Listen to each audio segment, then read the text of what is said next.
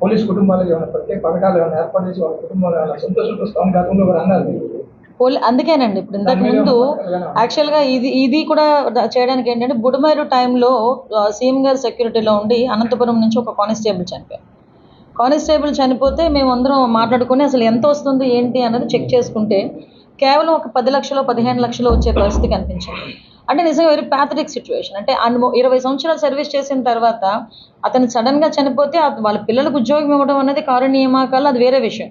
కానీ ఆ కుటుంబాన్ని మనం స్ట్రెంగ్తన్ చేసుకోవాలి, వాళ్ళ కుటుంబానికి మన ఆసరాగా నిలబడాలనే ఉద్దేశంతో ఒక పక్క నుంచి గవర్నమెంట్ చేస్తున్న ఇప్పుడు అదే హైబ్రిడ్ మోడల్లో ఆరోగ్య బీమా తీసుకొచ్చుకొని వాళ్ళకి ₹1,00,00,000 వరకు కూడా ఒకవేళ ఏదైనా చనిపోతే బీమా సౌకర్యం కల్పించడం, 25 lakhs వరకు కూడా వాళ్ళ కుటుంబంలో ఎవరికైనా ఏదైనా ఇబ్బందులు వస్తే వాళ్ళకి ఫ్రీగా వాళ్ళకి వైద్యం చేయించుకునే దానికి కూడా ఈరోజు ఏర్పాటు చేశాం.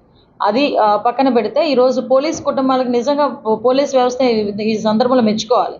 వాళ్ళకంటూ ఒక కార్పొరేషన్ ఉంటుంది, పోలీస్ ఫండ్ ఒకటి ఉంటుంది, వెల్ఫేర్ ఫండ్ ఒకటి ఉంటుంది. ఆ పోలీస్ వెల్ఫేర్ ఫండ్ నుంచి కూడా ఎవరైనా పోలీసులకు ఇబ్బంది కలిగితే వాళ్ళు కూడా వెల్ఫేర్ ఫండ్ నుంచి కూడా వాళ్ళు కూడా సాయపడే పరిస్థితులు కనిపిస్తున్నాయి. మేము చెప్పాం కదండి, పోలీస్నే కాదు పోలీస్ కుటుంబాలని కూడా మేము కాపాడుకోవాల్సిన బాధ్యత ఉంది.